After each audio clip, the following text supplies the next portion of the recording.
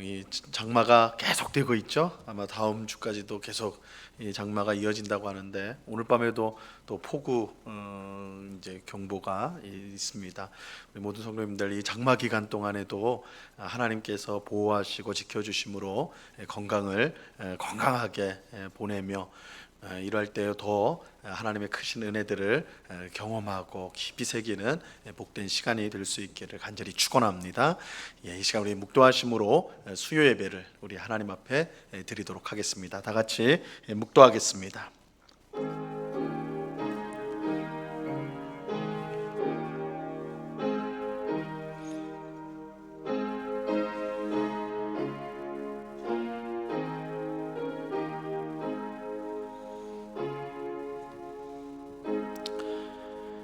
하나님 아버지, 참 감사합니다. 오늘 수요 예배로 주님께 영광을 돌리기 위해 주님의 백성들이 이렇게 한자리에 모였습니다. 궂은 날씨이지만 주님을 사랑하는 마음으로 이렇게 나왔사오니 주여 우리를 불쌍히 여기시고 또한 무궁한 은혜와 사랑을 충만히 부어 주시옵소서. 하나님이 우리와 동행하심에 우리가 이 세상에 두려워할 것이 없는 줄로 믿습니다. 산적한 문제들이 우리 눈앞에 있다 할지라도, 우리 인생길을 막는다 할지라도 그것보다 훨씬 크신 하나님께서 우리를 붙드시고 도우시니 모든 것을 이기게 하실 줄로 믿습니다. 믿음으로 승리하며 날마다 주님께 감사하며 찬송하며 살아가는 저희들이 다 될 수 있도록 은혜 내리워 주시옵소서. 이 시간에 우리의 마음을 다해서 주님만을 예배하고 바라보기를 원합니다. 우리 마음 가운데 괜한 걱정과 염려들, 근심들 다 내려놓게 하시고 오직 하나님이 베푸시는 은혜를 주목하며 그 은혜로 인하여 감사와 기쁨이 충만한 복된 시간이 될 수 있도록 하나님 역사하여 주시옵소서. 오늘 예배를 통하여 우리를 만나주시고 또한 은혜를 베풀어 주실 주님께 감사와 찬양을 올려드려오며 예수 그리스도의 이름으로 기도드려옵나이다. 아멘. 우리 찬송가 171장을 같이 찬양하겠습니다.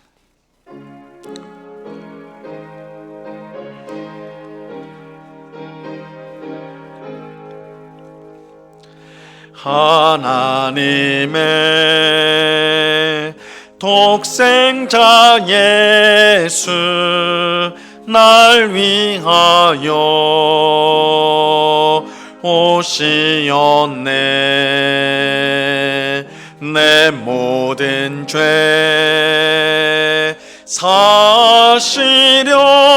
사시려고 십자가 지셨으나 다시 사셨네. 살아계신 주 나의 참된 소망 두려움이 사라지네. 사랑의 주네 갈 길이 노하니 내 모든 삶의 기쁨 늘 충만하네. 주 안에서 거듭나누리 기뻐하며 찬양하리. 가슴 속에 넘치는 확신 우리의 가는 길에 소망 넘치네. 살아계신 주 나의 참된 소망 두려움이 사라지네. 사랑의 주네 갈 길이 노하니 내 모든 삶의 기쁨 늘 충만하네. 선한 싸움 다 마친 후에 우리 주님 배우리라. 사망 권세 다 물리치고 주님이 다스리니 영광 넘치네. 살아계신 주 나의 참된 소망 두려움이 사라지네. 사랑의 주네 갈 길 인도하니 내 모든 삶의 기쁨 늘 충만하네. 우리 김양순 권사님 예배 위에서 기도 인도해 주시겠습니다. 하나님 아버지 감사합니다. 3일 동안도 저희들을 은혜 중에 살게 하시고 이 시간 수요 예배로 모여 주님께서 만나 주기를 기대하며 거룩한 마음으로 예배 드리오니 기뻐 받아 주시옵시고 저희들에겐 귀한 은혜의 시간 되도록 도와주시옵소서. 장마와 코로나로 인하여 흩어져 있던 저희들의 마음을 긍휼히 여기시고 고난 중에 역사하시는 하나님을 믿고 의지하여서 영적으로 더욱 성숙함으로 바로 설 수 있도록 저희들을 붙잡아 주시옵소서. 여름 성경학교와 수련회를 진행하는 교역자와 교사들을 성령 충만케 하시고 수련회 중에 코로나로부터 안전할 수 있도록 지켜주시고 기도와 말씀을 통하여 서로 사랑하고 하나님을 간절히 알아가는 수련회 되도록 우리 학생들을 지혜와 명철로 더하여 주시옵소서. 우리 목사님 말씀 전하실 때 강건하게 하시고 성령 충만케 하시어 듣는 저희들이 마음이 새로워지게 하여 주시옵소서. 감사드리며 예수님의 이름으로 기도드리옵나이다. 아멘.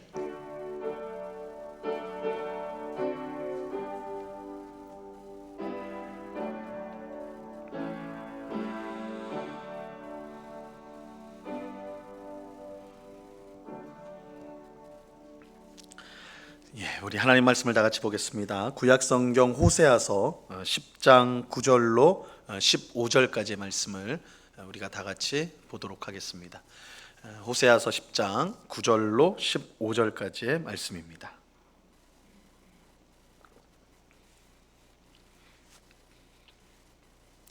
구약성경 호세아서 10장 9절로 15절까지의 말씀을 우리 한 절씩 교독하겠습니다. 제가 먼저 9절을 읽겠습니다. 이스라엘아, 내가 기브와 시대로부터 범죄하더니 지금까지 죄를 짓는구나. 그러니 범죄한 자손들에 대한 전쟁이 어찌 기브와에서 일어나지 않겠느냐.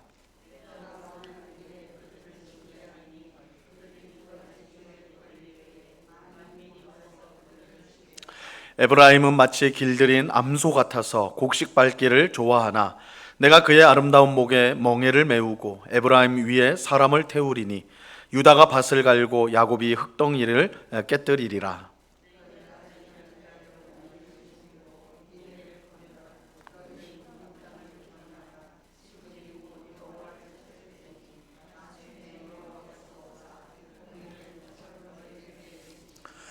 너희는 악을 밭가라 죄를 거두고 거짓 열매를 먹었나니 이는 내가 내 길과 내 용사의 많음을 의뢰하였음이라.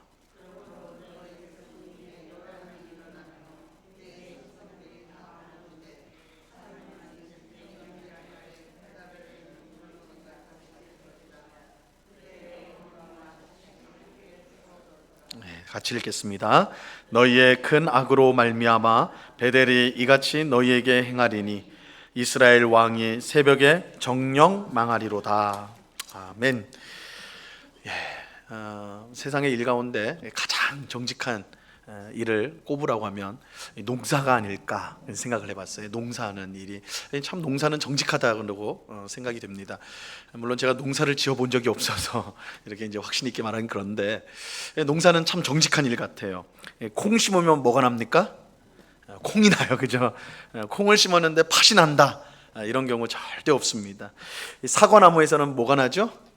사과 나는 거예요. 뭐 이거 어려운 문제도 아닌데 일단 사과나무에서는 사과가 납니다. 그죠? 사과나무에 배가 나는 경우 없습니다. 또 뿌린 대로 거두게 되죠. 그죠? 뿌린 대로 거두게 돼요. 적게 뿌렸는데 수확이 많은 경우는 없습니다. 그죠? 적게 뿌렸는데 많이 거두는 경우는 없어요. 많이 뿌리면 뿌릴수록 많은 수확을 얻게 됩니다. 농부가 새벽부터 밤까지 열심히 밭을 갈고 물을 주고 돌보면 그만큼 좋은 수확을 할 수가 있습니다. 하지만 농부가 그 농땡이를 부리고 그죠? 그리고 한가롭게 그냥 뭐 나가고 싶으면 나가고 오늘 비 오니까 오늘은 나가지 말자 집에 있자 해가 이렇게 하는 식으로 농사를 지으면 절대 수확을 제대로 할 수가 없습니다. 그죠? 농사는 참으로 정직해요. 농사는 참으로 정직합니다. 근데 이처럼 분명한 사실을요 깨닫지 못하고 계속해서 잘못된 길로 가다가 결국 심판을 받은 사람들이 있습니다. 바로 오늘 본문에 나오는 이스라엘 백성들입니다. 그들은 콩을 심어도 팥을 거둘 수 있다고 생각을 했어요. 그들이 하는 행동을 보면 자기들은 콩을 심었음에도 불구하고 팥을 얻을 수 있다 이렇게 생각하면서 살아갔어요. 그들은 사과나무에서 배를 얻을 수 있다고 생각을 했습니다. 그들은 열심히 땅을 갈지 않아도 그저 씨만 뿌리면 열매를 많이 얻을 수 있다라고 생각을 했어요. 참으로 어리석은 생각이죠. 오늘 본문에 나오는 이스라엘 백성들의 모습이 그러합니다. 오늘 그 이야기를 좀 같이 살펴보겠습니다. 오늘 본문 9절을 한번 보시기 바랍니다. 9절 같이 한번 읽습니다. 시작. 이스라엘아, 내가 기브와 시대로부터 범죄하더니 지금까지 죄를 짓는구나. 그러니 범죄한 자손들에 대한 전쟁이 어찌 기브와에서 일어나지 않겠느냐. 하나님은 이스라엘 백성을 향해 내가 기브와 시대로부터 범죄하더니 지금까지 죄를 짓는다 이렇게 말씀하고 있어요. 이것을 더 정확하게 말을 하면 내가 기브와 시대로부터 범죄하더니 아직까지도 그 자리에 여전히 있구나. 기브와 시대로부터 너희가 죄를 범했는데 여전히 거기를 떠나지 못하고 여전히 그 기브와에 머물고 있구나 이런 뜻입니다. 이 기브와 여기에 나오는 이 기브와는 이 사사 시대에 참으로 끔찍한 범죄가 일어났던 장소였습니다. 그래서 여러분들 이제 돌아가셔가지고 사사기 19장 그리고 이어지는 20장, 21장을 읽어보시면 이 기브와에 대한 그 배경을 우리가 이제 알 수가 있습니다. 사사기 19장 이제 보면 되는데 이 사사기 19장에 보면 어떤 레위 사람이요 첩을 얻는 이야기가 나와요. 벌써 여기부터 삐끗 나가죠, 그죠? 레위 사람이면 하나님을 섬기는 사람, 그죠? 레위 지파는 하나님이 구별된 사람인데 아내를 얻은 게 아니라 누굴 얻어요? 첩을 얻었어요. 이것부터 벌써 이 문제가 발생하죠. 이제 첩을 얻었는데 이 첩이요 도망가 버려요. 집으로 아버지 이제 부모님 집으로 도망가 버렸어요. 그러니까 아마 이 레위인이 뭔가 또 나쁜 짓을 했던 것 같아. 뭐 첩이 잘못했을 수도 있겠지만 그 정황을 보면 이 레위인이 또 잘못을 했던 것 같아. 그래서 첩이 도망가 버렸어요. 집으로 돌아가 버렸어요. 그러니까 이 레위인이 이제 좀 있다가 그 집으로 찾아갑니다. 장인한테 가가지고 장인이라고 불러야 되나요? 첩인데 하여튼 가가지고 잘 설득해가지고 구슬려가지고 다시 우리 집으로 가자 해서 그렇게 오는 거예요. 오는데 이제 집으로 이제 돌아오는 길에 밤이 이제 해가 떨어지니까 머물렀던 곳, 그러니까 잠시 머물렀던 밤을 지샜던 곳이 바로 이 기브와라는 도시였습니다. 이 기브와라는 마을에 이제 머물게 됐는데, 근데 여기서 이제 끔찍한 사건이 발생을 해요. 이 레위 사람과 첩이 어느 집 사람의 어느 집에 이제 들어가서 유숙을 하는데 거기서 머물고 있는데 거기 이제 기브와는 베냐민 지파에 속한 땅이었습니다. 그러니까 베냐민 지파 사람들이죠. 그 베냐민 지파 중에 사람들 중에 불량배들이 있었어요. 깡패들이 있었어요. 쉽게 말해서 불량배들이 있었는데 그들이 이 나그네가 머문 집으로 몰려온 겁니다. 수십 명이 몰려와가지고 거기서 행패를 부리는 거예요. 행패를 부리는 거예요. 내놓으라는 거예요. 내놓으라. 나그네로 온 이 사람들, 낯선 사람들 내놔라. 우리 마음대로 좀 해보겠다. 이런 거죠. 그래서 할 수 없이 이 레위 사람이 자기 첩을 내놓습니다. 그 불량배들한테 내놓는다고요. 그러니까 이 불량배들이 밤새도록 이 여인을 능욕을 해요. 능욕을 해가 뜰 때까지, 그러니까 성적인 폭력을 가한 거겠죠. 가했어요. 얼마나 그 정도가 심했는지 그 아침에 이제 레위 사람이 나와서 그 첩을 데리고 가려니까 이미 죽어버린 거예요. 죽을 때까지 그런 성폭력을 했던 것이죠. 이 레위 사람이 자기 이제 죽은 첩을 자기 이제 가지고 이제 데리고 이제 그걸 실어 가지고 집에 옵니다. 그리고 거기서 이제 무슨 짓을 하냐면 이 레위 사람이 그 여인 첩을 12토막을 내요. 시신을 토막을 냅니다. 토막을 내 가지고 그 토막 낸 시신을 이스라엘 12지파에 다 보내요. 다 보내요. 그러니까 이스라엘 지파들이 난리가 난 거예요. 이거 사람의 여인의 시체 조각이 왔으니까, 이게 토막이 왔으니까 이게 무슨 일이냐 해가지고 온 이스라엘 민족이 한 자리에 모입니다. 그래서 이 레위 사람이 자기가 당한 일을 말을 하는 거예요. 내가 기브아에서 베냐민 지파의 이 불량배들한테 이런 끔찍한 일을 당했다, 이렇게 이제 말을 해요. 그러니까 이 모인 이스라엘 백성들이 야, 이건 절대로 우리 가운데 있어서는 안 되는 일이다 하고 그 불량배들을 우리가 심판해야 되겠다, 이렇게 합니다. 그래서 이 이스라엘 사람들이 베냐민 지파한테 가가지고 이 불량배들, 너희 지파에 속한 사람들이니까 이 불량배들을 내놔라, 우리가 이제 심판하겠다. 그럼 내놔야 되잖아요. 그런데 어떻게 하냐면 베냐민 지파가 내놓을 수 없다, 우리 지파 사람이다, 이렇게 감싸버린 거예요. 그래서 전쟁이 일어나게 됩니다. 11개 지파와 1개 지파가 맞붙어 싸우게 된 거예요. 그러니까 내전이 일어나게 된 거예요. 뭐 어디가 이겼겠습니까? 뭐 11대 1인데 이건 뭐 보나마나한 것이죠. 이 베냐민이 왕창 깨져버려요. 근데 어느 정도까지냐면 거의 멸망, 그러니까 다 소멸될 지경까지, 남자 600명 정도만 겨우 남을 정도로 몰살을 당해버립니다. 이 베냐민 지파가 완전히 이제 사라져 버리게 된 거예요. 딱 이제 이 지경까지 오니까 또 이제 이스라엘 지파들이 또 난리가 난 거예요. 야, 하나님께서 우리 12지파를 이렇게 하나님 민족으로 세웠는데 한 지파가 사라지게 되었다. 이거 어떻게 하냐? 그러니까 이 남자들만 남았으니까 결혼을 못하면 후대를 낳을 수가 없잖아요. 여인이 없어요. 여인이 다 죽어버려가지고. 그래서 여인을 얻어줘야 되겠다, 이게 이제 숙제가 된 거예요. 그런데 이스라엘 지파들이 그 전에 무슨 맹세를 했냐면 우리들 자녀들은 절대 줄 수 없다, 이렇게 맹세를 해버린 거예요. 그러니까 줄 수도 없는 거예요. 그래서 어떤 또 이제 그 방안을 내냐면, 이제 미스바라는 곳에 성읍에 온 이스라엘을 다 소집을 시킵니다. 근데 소집을 시킬 때 어떤 단서를 걸었냐면, 만약에 안 오는 사람들이 있다면, 안 오는 사람들이 있다면 다 죽여버리겠다, 이렇게 이제 무시무시한 조항을 내걸게 됩니다. 이때 이 야베스 길리앗이라는 사람들이, 야베스 길리앗에 속한 사람들이 참석을 안 해버렸어요. 참석이 안 합니다. 그래서 말한 대로 그 야베스 길리앗 지방에 가가지고 다 죽여버렸어요. 다 죽여버렸어요. 누구를 죽이냐면 남자들을, 1차적으로 남자들을 다 죽이고, 그 다음에 여인들을 죽이는데 남자와 관계를 맺었던 여인들을, 뭐 유부녀라든지 하여튼 남자를 아는 여인들은 다 죽입니다. 그러니까 처녀만 살려놨어요. 그래서 그 처녀들을 데리고 와가지고 베냐민 남자들한테 줘버린 겁니다. 그래서 베냐민 지파를 유지하도록 그렇게 했던 것이죠. 제가 지금까지 말씀드린 이야기를 들으면 너무 끔찍한 얘기 아니에요? 그죠?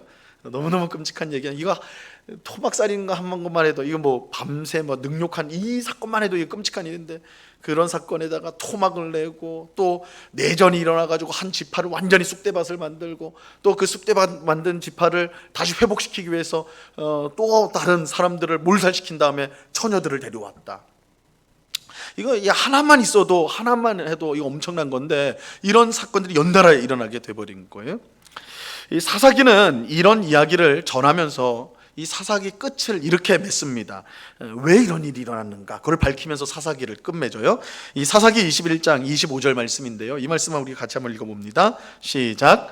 그때에 이스라엘에 왕이 없으므로 사람이 각기 자기의 소견에 옳은 대로 행하였더라. 그때에 이스라엘에 왕이 없었다. 실제로 사사시대에는 왕이 없었죠.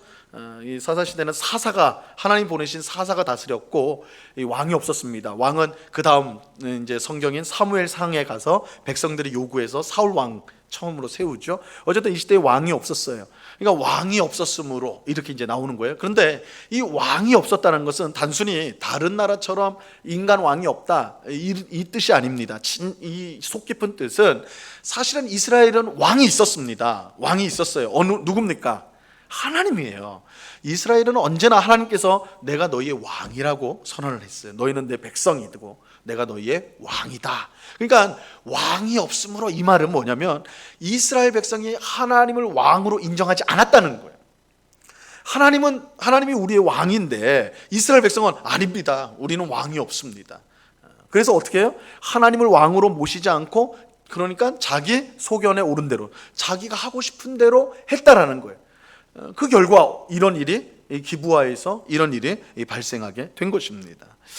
자, 이것이 오늘 본문에 나오는 이 기브아 시대로부터 범죄하였다는 말씀의 내용이 되는 거예요. 진정한 왕이신 하나님을 몰아내고 자기가 옳은 대로 행동을 한 것, 이것이 이스라엘이 범한 죄의 본질이에요.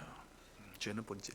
우리가 죄를 생각하면 항상 어떤 부도덕한 행동, 나쁜 행동, 그 정도를 우리가 죄로 생각하지만 이 죄의 본질은 하나님을 자신의 왕으로, 자신의 인생의 주님으로 모시지 않고 자기 스스로가 하나님 노릇을 하는 것입니다.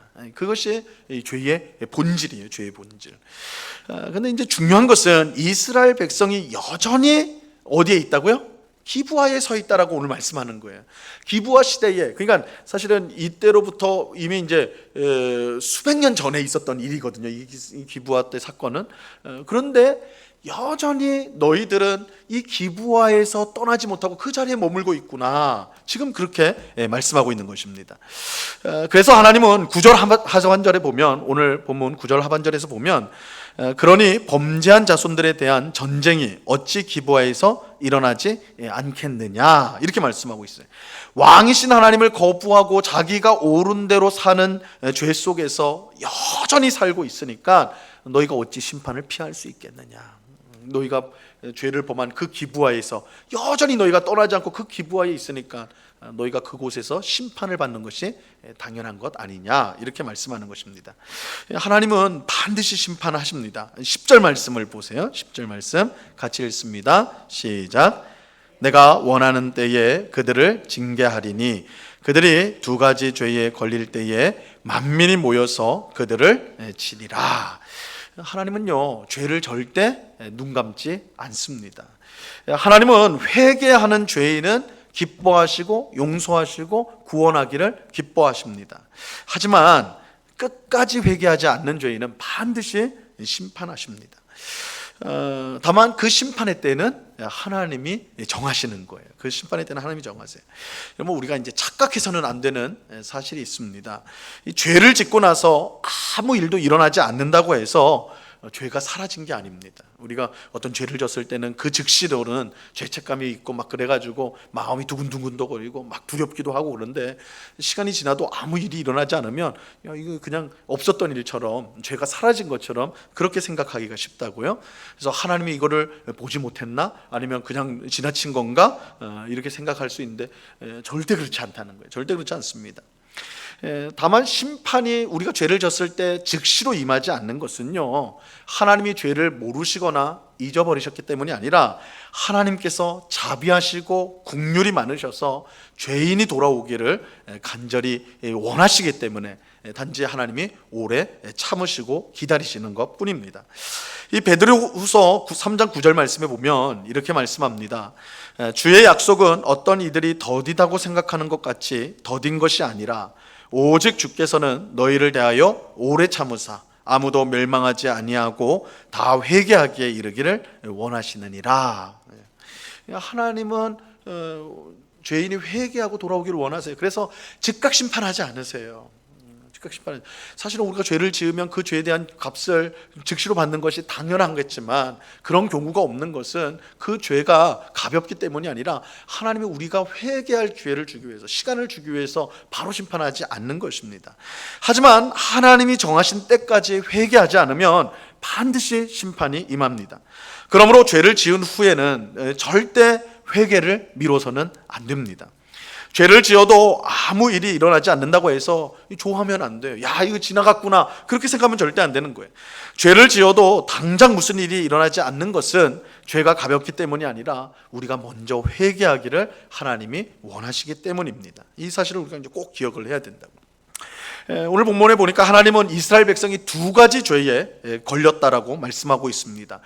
오늘 본문에 이 두 가지 죄를 말씀하시면서 구체적으로 말씀하지 않아요. 너희가 두 가지 죄에 걸렸다 이렇게 하면서 그 죄가 뭐다 이렇게 말씀을 하지는 않습니다. 그러니까 정확히 우리가 이제 그 죄가 뭔지는 알 수가 없는데, 다만 하나님께서 이 호세아 선지자를 통해 혹은 다른 선지자들을 통해서 마찬가지입니다.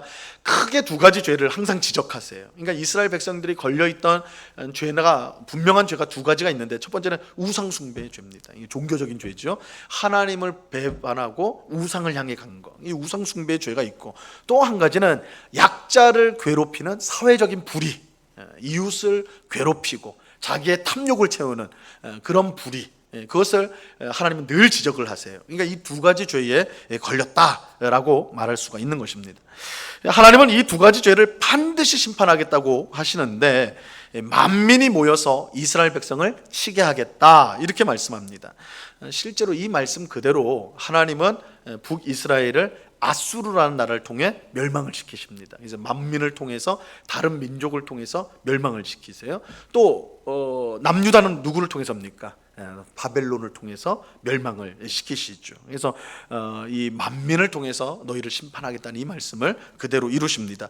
하나님이 이처럼 다른 나라를 통해 이스라엘을 심판하시는 것은 하나님이 온 세상의 주인이라는 것을 또한 보여주는 것이기도 합니다.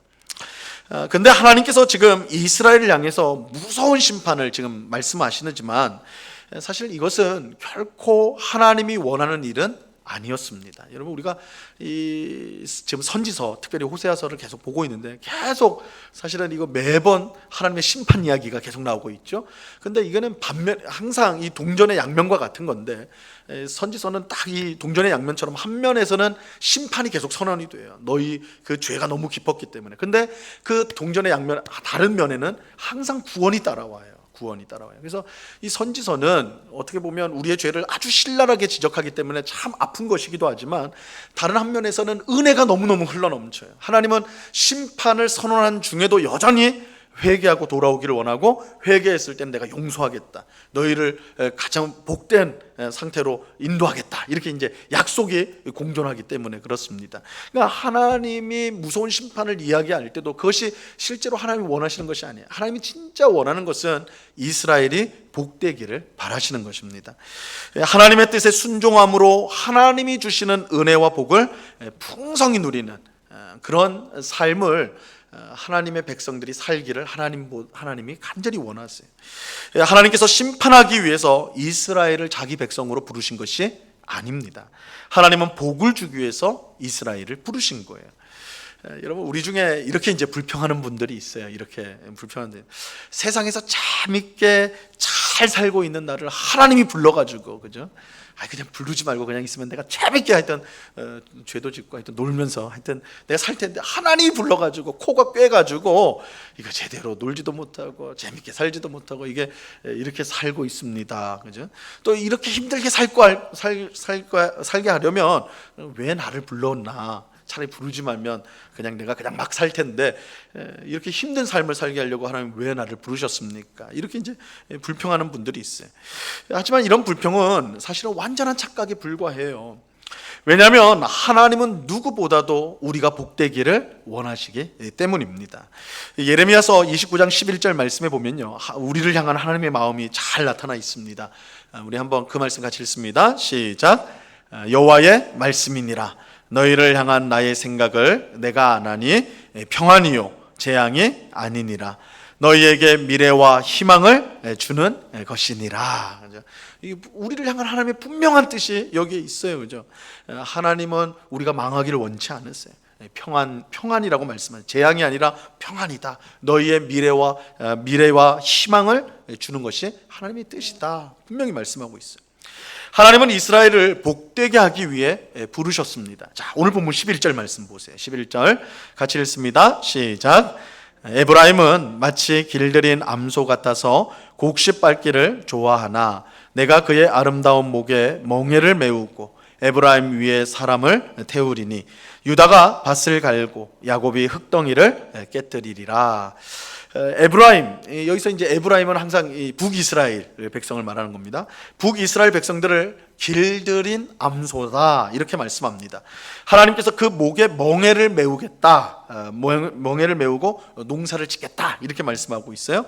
여기서 이제 멍에를 메운다라는 것은 우리가 이제 부정적인 의미보다는 하나님과 북이스라엘 백성 간의 친밀한 관계를 뜻하는 것입니다. 그래서 농부가 자기의 사랑하는 소의 그를 이제 멍에를 메우고 이제 같이 일하는 농사 일을 하는 거예요. 근데 여기에는 북이스라엘 백성뿐만 아니라 남유다 백성도 함께 할 거다 이렇게 말하고 있죠. 그래서 하나님은 북이스라엘 백성과 남유다 백성 합쳐서 모든 이스라엘 백성, 하나님의 백성이죠. 이 백성들을 불러서 하나님의 일을 하고 그리고 그들을 복되게 하려고 하신다. 이것이 오늘 본문 11절 말씀의 뜻이에요. 자, 그러면 하나님이 모든 이스라엘 백성들을 불러서 하려고 하는 일이 무엇인가? 이 농사의 비유로서 표현을 합니다. 12절 말씀 보세요. 오늘 본문 12절 같이 읽습니다. 시작. 너희가 자기를 위하여 공의를 심고 인애를 거두라. 너희 묵은 땅을 기경하라. 지금이 곧 여호와를 찾을 때니 마침내 여호와께서 오사 공의를 비처럼 너희에게 내리시리라. 하나님이 모든 이스라엘 백성, 에브라임, 북이스라엘과 남유다 백성을 함께 불러 모아서 하려고 하시는 일은 뭐냐면 농사예요, 농사. 근데 어떤 그냥 농사가 아니라 영적인 농사입니다. 마치 씨를 뿌려서 열매를 거두는 것처럼 공의를 심어서 인애를 거두는 농사를 하고자 하시는 거예요. 여기에 나오는 공의와 인애, 공의를 심고 인애를 거둔다 할 때 이 공의와 인애는 모두 하나님의 성품을 뜻합니다. 그죠? 그래서 공의는 하나님을 뭐라고 부릅니까? 공의의 하나님이라 그렇게 하죠.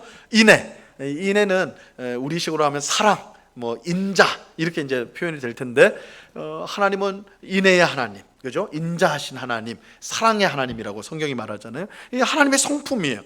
즉 공의를 심고 인애를 거둔다는 것은 모든 이스라엘 백성들이 하나님의 성품을 본받아서 그 성품을 따라서 무슨 일이든지 하나님의 성품을 따라서 공의와 인애로 행한다라는 것을 말하는 것입니다. 그러니까 하나님의 일을 또 이웃에게도 공의와 인애로서 모든 일들을 하는 것, 이것을 말하는 거예요. 그럴 때에 하나님께서 공의를 비처럼 내린다라고 말하는데 그것은 그들의 삶을 하나님께서 정말로 풍족하게 채우신다. 하나님께서 충만한 복을 그들에게 내리신다라는 것을 말하는 것입니다. 자, 이것이 모든 이스라엘 백성을 향한 하나님의 기쁘신 뜻이에요. 하나님이 이스라엘 백성을 부르신 것은 그들을 심판하기 위해서가 아니에요. 야단치기 위해서가 아니에요. 그들과 함께 영적인 농사를 짓자는 거예요. 무슨 어떤 농사입니까? 공의를 심어서 인애를 거두는, 그죠? 하나님의 성품을 닮아서 하나님의 모습을 가지고 무슨 일이든 공의롭게, 무슨 일이든 사랑을 갖고 그 행하는 삶을 살아가는 거예요. 우리가 하나님의 백성이다. 그럴 때 하나님이 공의를 비처럼 내려서 그들의 삶을 부요하게 풍성하게 하는 거, 이것을 위해서 하나님의 백성을 불렀다는 거예요. 여러분, 하나님이 이스라엘 백성에게 요구한 것은요, 단지 성전에 잘 나오고 제사를 꼬박꼬박 잘 드리고 좋은 제물을 바치는 것, 그런 것이 아닙니다. 오늘 우리식으로 하면 예배를 매주마다 예배 잘 드리고 헌금도 많이 하고 봉사도 많이 하고, 하나님이 단지 원하시는 게, 우리에게 요구하시는 것이 그런 거 아니라는 거예요. 물론 그런 것이 중요하지 않다는 뜻은 아니에요. 굉장히 중요한 것이죠. 중요한 것이에요. 하지만 그런 것들보다 훨씬 더 중요한 것, 본질적으로 중요한 것이 있어요. 그것은 예배자 자신인 이스라엘 백성이 하나님의 성품을 닮아서 공의와 인애로 살아가는 거예요. 그러니까 예배자 자신이 하나님을 닮는 겁니다. 하나님이 이것보다 더 원하시는 것이 없습니다. 우리는 하나님께서 많은 재물보다 순종을 더 기뻐하신다는 사실을 잊어서는 안 돼요. 이 사무엘상 15장 22절 말씀입니다. 이 말씀도 중요한 말씀이에요. 같이 읽습니다. 시작. 사무엘이 이르되 여호와께서 번제와 다른 제사를 그의 목소리를 청종하는 것을 좋아하심같이 좋아하시겠나이까. 순종이 제사보다 낫고 듣는 것이 순양의 기름보다 나으니. 이 말씀은요, 하나님께 순종만 하면 제사는 필요 없다, 그런 뜻이 결코 아니에요. 그런 뜻이 아닙니다. 순종과 제사를 비교해 가면서 어느 하나만 해라, 결코 그런 뜻이 아니라, 하나님의 말씀에 순종하지 않는 사람이 드리는 제사는 하나님이 기뻐받지 않는다는 거예요. 그러니까 아무리 제사를 드린다 해도, 예배를 드린다 해도 그 마음 가운데 하나님의 말씀에 순종하고자 하는 마음이 없다면, 순종하는 사람이 아니라면, 하나님의 뜻을 존중하지 않는 사람이라면, 그런 사람이 드리는 제사나 예배는 하나님을 기쁘시게 할 수 없다. 하나님 받지 않는다. 그거 헛된 거라는 거예요. 헛된 거라는 거예요. 제사 드리는 사람이, 예배 드리는 사람이 하나님을 사랑하고 순종하고자 하는 그 마음을 가질 때에만이 그가 드리는 제사가 의미가 있다라는 것입니다.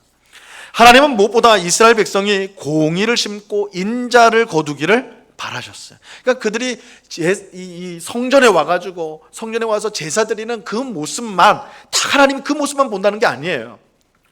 그들이 가정에서 어떻게 사는지, 그들이 직장에서 어떻게 사는지 하나님 그거 다 보고 계시는 거예요. 그곳에서, 가정에서, 일터에서, 세상 사람들 만나는 그곳에서 공의를 심고 인애를 거두는 그런 삶을 살 때에야 그들이 성전에 와서 드리는 그 제사가 하나님을 기쁘시게 하는 제사가 될 수가 있다라는 것이죠. 그저 성전에 와가지고만 하는 그거로는 하나님이 절대 그걸로만은 기뻐할 수가 없다라는 것입니다. 이것이야말로 하나님께서 그들을 선택한 목적이고 그들이 하나님이 주시는 복을 누릴 수 있는 유일한 길이에요. 그들이 공의로 인애로 행할 때 하나님이 공의로 비를 내리시겠다, 풍성한 은혜를 내리시겠다, 너희 삶을 내가 복되게 하겠다, 이렇게 말씀하고 있는 것입니다. 하나님은 공의를 심고 인애를 거두기 위해서 너희 묵은 땅을 기경하라고 말씀합니다. 이것은 정말 땅을 기경하라는 뜻이 아니라, 우리는 지금 영적인 농사에 대해서 말을 하고 있으니까 이 땅을 기경하라는 것은 마음을 새롭게 하라는 거예요. 마음을 새롭게 해라. 우리의 마음이 여전히 기부하에 머물고 있다면 우리는 절대 공의를 심고 인애를 거두지 못하게 될 것입니다. 이 기부하에 여전히 머물고 있다는 뜻이 무엇이라고 했습니까? 이 왕이신 하나님을 몰아내고 자기 생각에 옳은 대로, 자기 마음대로 행동하는 거. 그죠? 하나님을 왕으로 인정하지 않고 그저 내 생각대로, 내가 하나님이 되어서 내 마음대로 하는 거, 그게 기부하에 머물러 있다는 거예요. 기부하에 머물러 있다. 이런 상태라면 결코 복된 삶을 살 수가 없습니다. 공의를 심을 수도 없고 인애를 거둘 수도 없어요. 무엇보다 마음을 새롭게 해야 돼요. 단순히 제사를 더 많이 드리고 재물을 더 좋은 것으로 사용해서 될 문제가 아니에요. 내 인생의 주인 자리에서 내가 내려오고 하나님을 왕으로, 주님으로 모셔야만 우리는 인애를 심고 공의를 심고 인애를 거두는 그러한 삶을 살 수가 있는 것입니다. 하지만 바로 여기서 이스라엘 백성의 어리석음이 그대로 드러나게 돼요. 13절 말씀 보세요. 13절은 완전히 이제 뒤집힙니다. 같이 한번 읽어보겠습니다. 시작. 너희는 악을 바꿔라 죄를 거두고 거짓 열매를 먹었나니 이는 내가 내 길과 내 용사의 많음을 의뢰하였습니다. 완전히 반대죠. 하나님은 공의를 심고 인애를 거두기를 원하는데, 그래서 너희 마음을 새롭게 하라고 하는데 이스라엘 백성들은 뭘 심고 뭘 거둬요? 악을 심고, 악을 바꿔놨다. 악을 심고 뭘 거둬요? 죄를 거둬. 거짓 열매를 먹었다, 이렇게 말하고 있어요. 다시 말해서 그들은 기브아에서, 그 끔찍한 죄를 저질렀던 그 기브아에서 한 발자국도 벗어나지를 못한 거예요. 여전히 그들은 스스로 하나님 노릇하고 자기 멋대로 살기를 원했습니다. 그들은 하나님보다 자신의 길과 용사의 많음, 이 용사의 많음이라는 것은 자신의 힘을 말하는 것이죠. 자기의 힘을 더 의지했어요. 하나님을 의지하기보다 자신의 힘을 더 의지했던 것이에요. 이 사사시대에 진정한 왕이신 하나님을 거부하고 자기 소견에 옳은 대로 행하여 그 끔찍한 죄를 저질렀던 이스라엘 백성이 지금도 여전히 그 죄에서 벗어나지 못하고 있는 것입니다. 하나님은 이런 이스라엘 백성을 향해 끔찍한 심판이 임할 것이다. 너희의 끝은 결국은 심판밖에 없다. 사사시대의 그 끔찍한 일을 계속해서 너희가 반복한다면 너희에게 남는 것은 심판밖에 없다, 이렇게 말씀하세요. 이게 이제 오늘 본문 14절과 15절 말씀이에요. 14절과 15절인데 이 14절과 15절은 악으로 심어서 죄를 거두는 이스라엘 백성들이 결국은 전쟁 가운데 망하게 될 것이다, 너희가 망하게 된다, 이 말씀을 엄중하게 말하고 있습니다. 하나님이요 분명 이스라엘 백성들에게 살 길을 알려주었습니다. 그들이 어떻게 하면 복된 삶을 살 수 있는지에 대해서 말씀해 주셨어요. 그것은 굳은 마음을 새롭게 하여서 공의를 심고 인애를 거두는 것입니다. 그러면 하나님께서 공의를 비처럼 내려주셔서 그들의 삶을 복되게 하실 것입니다. 하지만 이스라엘 백성은 어린아이도 아는 이 간단한 사실을 알지 못했어요. 악을 심어서는 절대 인애를 얻지 못합니다. 하나님께 불순종하면 결단코 복된 삶을 살 수가 없습니다. 자기 힘을 의지하면 절대 하나님의 능력을 힘을 둘 수가 없습니다. 너무나 당연한 사실을 이스라엘 백성들이 알지 못한 것이죠. 갈라디아서 6장 7절과 8절 말씀에 보면요, 이렇게 말씀합니다. 이 말씀도 우리 한번 같이 읽습니다. 시작. 스스로 속이지 말라. 하나님은 업신여김을 받지 아니하시나니 사람이 무엇으로 심든지 그대로 거두리라. 자기의 육체를 위하여 심는 자는 육체로부터 썩어질 것을 거두고 성령을 위하여 심는 자는 성령으로부터 영생을 거두리라. 사람이요, 무엇을 심든지 그 심은 대로 거두게 된다, 이렇게 말씀합니다. 공의를 심으면 인애를 거두게 됩니다. 그러나 악을 심으면 죄를 거두게 됩니다. 악을 심었는데 인애를 거두는 일은 결코 일어나지 않습니다. 이스라엘 백성처럼 그렇게 생각한다면 그것은 하나님을 업신여기는 것입니다. 그거는 하나님의 은혜를 생각하는 것이 아니라 그건 하나님을 업신여기는 거예요. 하나님이 하지 말라고 하는 거, 하나님을 주인으로 모시는 삶을 살아야 된다는데 그걸 일부러 거역하고 스스로 하나님 노릇을 하면서 자기 멋대로 사는 삶을 산다면 그 끝은, 그 결과는 당연히 심판일 수밖에 없는 거예요. 그렇게 살았음에도 불구하고 하나님이 나를 용서하시고 하나님이 나에게 복 주시고 은혜를 주신다, 그렇게 생각하는 것은 하나님을 업신여기는 것에 불과한 것입니다. 자기 육체를 위하여 심는 자는 육체로부터 썩을 것을 거둘 것이고 성령을 위하여 심는 자는 성령으로부터 영생을 거두게 될 것입니다. 이거 사실 어린아이들도 아는 원리입니다. 어린아이들도 아는 원리인데 우리가 이것을 무시하고 잊어버리고 악을 심어도 은혜를 거둘 줄 알고 좋은 것으로 거둘 줄 알고 그렇게 착각한다면 결국 이스라엘 백성들이 멸망당할 수밖에 없었던 것처럼 우리 또한 심판을 피할 수가 없는 것입니다. 오늘 예배하는 우리는 무엇을 심고 무엇을 거두고 있습니까? 혹 악을 심으면서도 하나님의 복과 은혜를 거두기를 기대하고 있지는 않습니까? 자신의 힘과 능력을 의지하면서도, 여전히 그것을 의지하면서도 하나님의 능력이 나타나기를 막연하게 기대하지 않습니까? 이것은 하나님의 은혜를 의지하는 것이 아니라 하나님을 업신여기는 것입니다. 오늘 본문을 통해서 이스라엘의 실패가 무엇 때문이었는지를 분명히 깨닫고 그것을 반복하는 어리석음을 피하는 우리 모두가 되어야 할 것입니다. 심은 대로 거둡니다. 이게 너무 간단한 원리, 초등학생도 아는 원리. 심은 대로 거둔다. 이 사실을 우리가 꼭 기억하고 하나님을 위해 심으면 하나님께서 풍성한 복을 내려 주십니다. 우리가 하나님의 성품을 따라서 모든 사람에게 공의롭게 대하고 모든 사람을 사랑으로 대하고 은혜로 대하면 하나님께서 우리를 공의와 사랑과 복과 은혜로 충만하게 대하여 주실 것입니다. 그것을 거두게 하실 것입니다. 그러나 우리가 악을 행한다면, 우리 마음에 원하는 대로 삶을 살아간다면 그 결과는 우리에게 심판으로 반드시 나타날 수밖에 없다는 것, 이것을 우리가 잊지 말아야 되는 것입니다. 이러한 사실을 기억하고 하나님을 위해서 우리의 모든 것을 드림으로 하나님이 풍성히 채워주시는 삶을 살아가는 오늘 우리 모두가 될 수 있기를 간절히 바랍니다.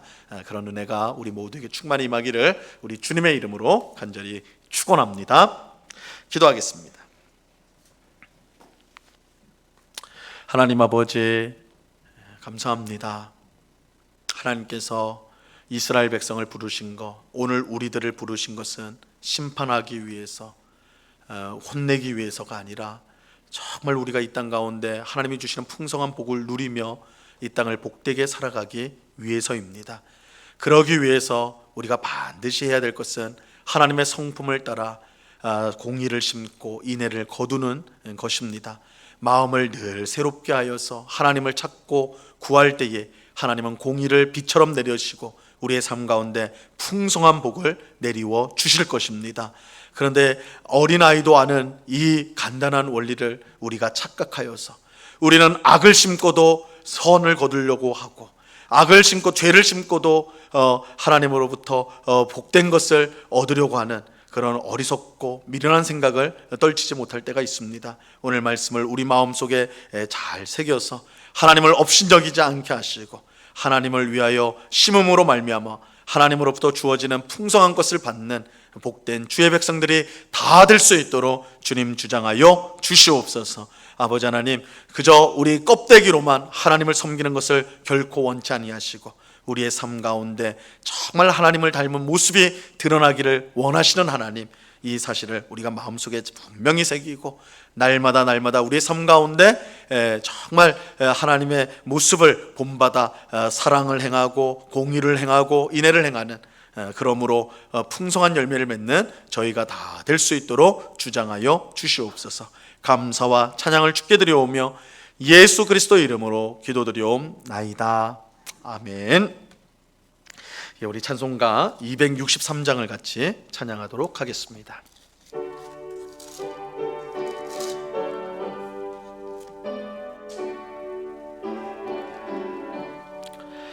이 세상 엄하고 나 비록 약하나 늘 기도 힘쓰면 큰 권능 얻겠네.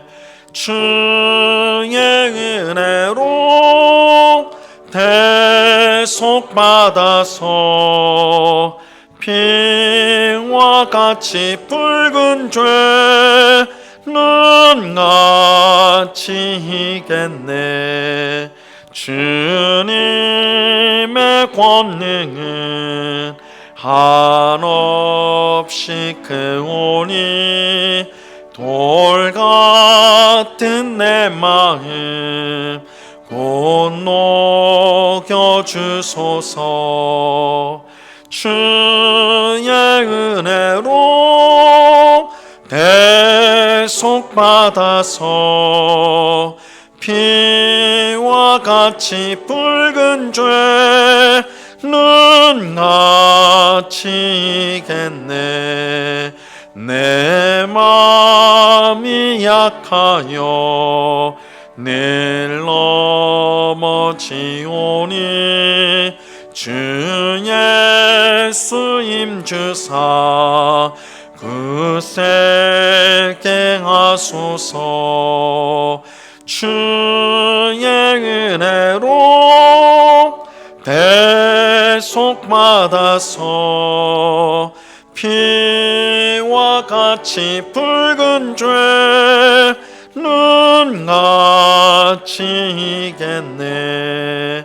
죄사함 받은 후 새 사람 되어서 주 앞에 서는 나 늘 찬송하겠네.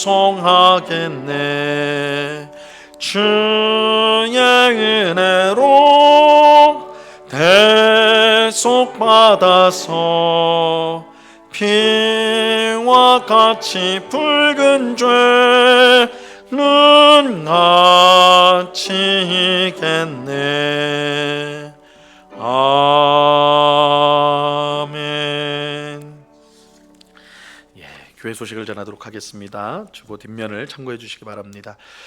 몇 가지만 말씀드립니다. 우리 주일 오전 예배 설교가 이제 학개설을 강해합니다. 코로나19 사태 속에서 어떤 우리가 이 영적인 성전을 세워야 되는가, 학개에서는 성전을 세우는 이야기입니다. 이스라엘 백성들이 남유다 왕국이 멸망당했을 때 성전이 무너지거든요. 그래서 이제 바벨론 포로로 잡혀갔다가 다시 회복이 되어서 돌아오게 되는데 그들이 제일 먼저 했던 일이 성전을 건축하는 일이었습니다. 그때 이 성전 건축을 독려했던 선지자가 학계 선지자였어요. 근데 우리가 이제 이 건물로서의 성전을 말씀드린 게 아니라 이 코로나 시대에 어떻게 보면 우리가 교회를 다시 한번 생각해보면서 우리가 보이지 않는 성전이라 할 수 있는 우리 교회를 어떻게 세워야 되는가, 이 학계서를 통해서 특별히 코로나19 사태 속에서 우리가 세워야 될 영적인 성전은 무엇인가, 이것을 주일마다 우리가 함께 생각해 보도록 하겠습니다. 기도하면서 참석해 주시길 바라고요. 우리 주일학교, 여름 성경학교 및 수련회 일정이 나와 있습니다. 이번 주 토요일부터 이제 유치부는 이제 진행이 되는데, 유치부 같은 경우는 이제 집에서 진행이 됩니다. 이게 참 특별하죠. 교회에서 모이기가 쉽지 않은 상황에서 집에서 할 수 있도록 이 유치부에서 이렇게 이제 진행이 되고, 집하고 교회에서 이렇게 진행이 되고요. 유초등부는 이미 이제 7월 달부터 매주 주일마다 성경학교를 진행하고 있는 중에 있습니다. 8월 30일까지 진행이 되고, 중고등부는 지난주부터 이제 시작이 되어서 8월 한 달 동안 주일마다 진행이 됩니다. 청년부는 이제 이번 주부터, 이제 오는 주부터 시작해서 8월 말까지 이제 이렇게 진행이 됩니다. 그래서 이번 주에는 다 이제 모든 부서가 성경학교와 수련회가 이제 진행이 되는데, 사실은 굉장히 열악한 상황이죠. 어디 집중적으로 모여서 할 수 있는 형편이 안 돼서 교회에서 지금 제한된 시간 속에서 하고 있는데, 무엇보다 우리 성도님들의 관심이 필요하고 기도가 많이 필요합니다. 우리 자녀들이 이러한 상황 속에서 더 큰 은혜를 받을 수 있도록 좋은 환경, 또 여유 있는 상황에서도 우리가 이제 그런 환경에서도 교육을 받는 것이 중요하겠지만, 또 어떨 때는 어려움 속에서 이런 훈련을 받고 교육을 받는 것이 우리 아이들을 위해서 또한 유익할 수도 있다고 생각되어집니다. 그래서 하나님이 분명히 이런 어려움을 주신 데는 이유가 있을 텐데, 우리 아이들이 어떻게 보면 일종의 고난 가운데 그 믿음을 더욱더 견고하게 하는 그런 은혜가 임하는 시간이 될 수 있도록 위에서 기도해 주시기를 부탁을 드립니다. 우리 다른 광고사항은 주보를 참고해 주시고요. 이 시간 주신 말씀을 우리가 생각하면서 함께 기도하도록 하겠습니다. 하나님이 원하시는 삶, 하나님이 원하시는 것은 그저 교회에 와서 어떤 그런 것들 보여지는 것, 그것이 전부라고 하면 안 되고, 우리의 삶 가운데 공의와 사랑으로 행하는 것, 그래서 정말 하나님이 주시는 복된 삶을 사는 것, 하나님이 우리를 불러주신 목적입니다. 우리가 그런 삶을 살게 해달라고, 정말 하나님의 모습을 닮아서 사랑하고 또 공의롭게 정의롭게 살아가는, 오래 참고 인애를 베풀고 인자를 베푸는 그런 삶을 살아서 하나님 주신 복을 누리는 삶을 살게 해달라고 그렇게 기도하시기 바랍니다. 또 한 가지는 방금 광고해드린 대로 우리 주일학교, 성경학교와 수련회 하나님 풍성한 은혜 부어달라고 위해서 우리 같이 기도하도록 하겠습니다. 우리 같이 이 시간 합심하여서 우리 하나님 앞에 같이 기도하겠습니다. 같이 기도합니다. 하나님 아버지, 감사와 찬송을 올려드립니다. 거룩하신 주님, 오늘 함께 주의 백성들이 모여서 예배하며 기도하며 찬송하며 주의 말씀을 듣는 귀한 은혜 베풀어 주시니 감사합니다. 오늘 주신 말씀을 우리의 마음에 새기면서 하나님이 기뻐하시는 우리의 모습, 하나님 공의를 심고 인애를 거두는 삶이라고 말씀합니다. 아버지 하나님, 그 마음을 늘 새롭게 하는 삶이요, 하나님의 얼굴을 찾고 구하는 것입니다.